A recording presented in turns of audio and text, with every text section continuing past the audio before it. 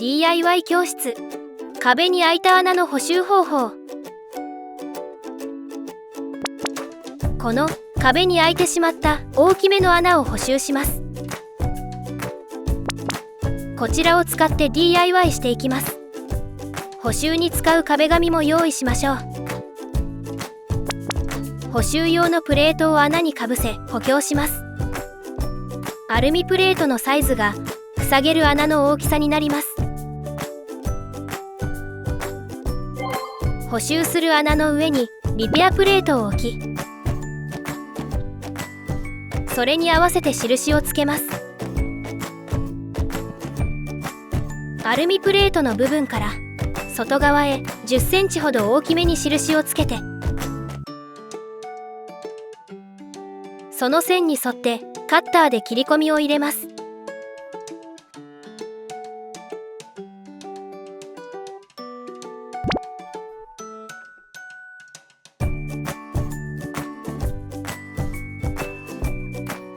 裏紙を残して切った部分の壁紙を剥がしましょう。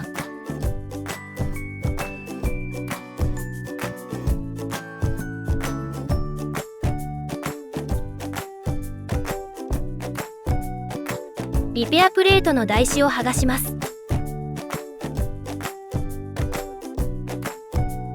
厚みは約 0.6 ミリ。穴を覆うようにリペアプレートを貼り付けます。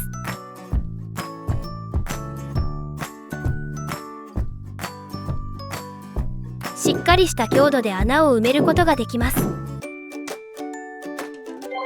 リペアプレートと下地の段差を消すためにパテ処理をします。リペアプレートと周囲の下地にパテを塗り、ヘラを使って平らにしましょう。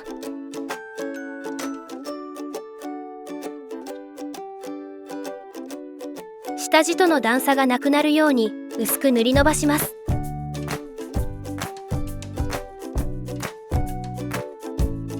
パテを乾燥させたら、その上からもう一度パテを塗ります。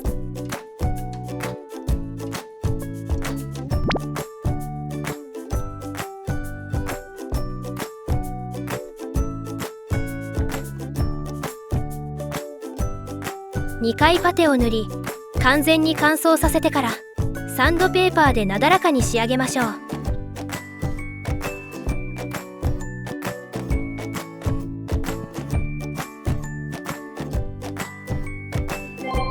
カット部分より大きめの壁紙に糊をつけておき、補修部分に貼り付けます。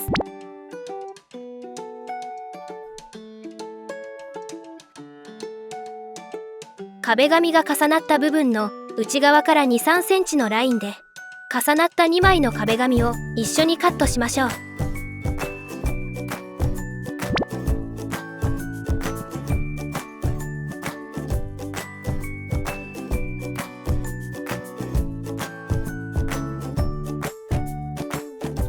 カットした後、新しい壁紙の切り代部分を取り除き、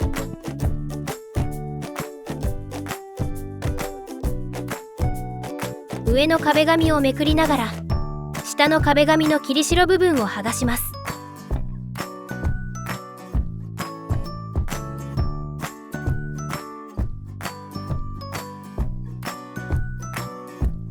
糊をスポンジで拭き取って、継ぎ目をローラーで圧着します。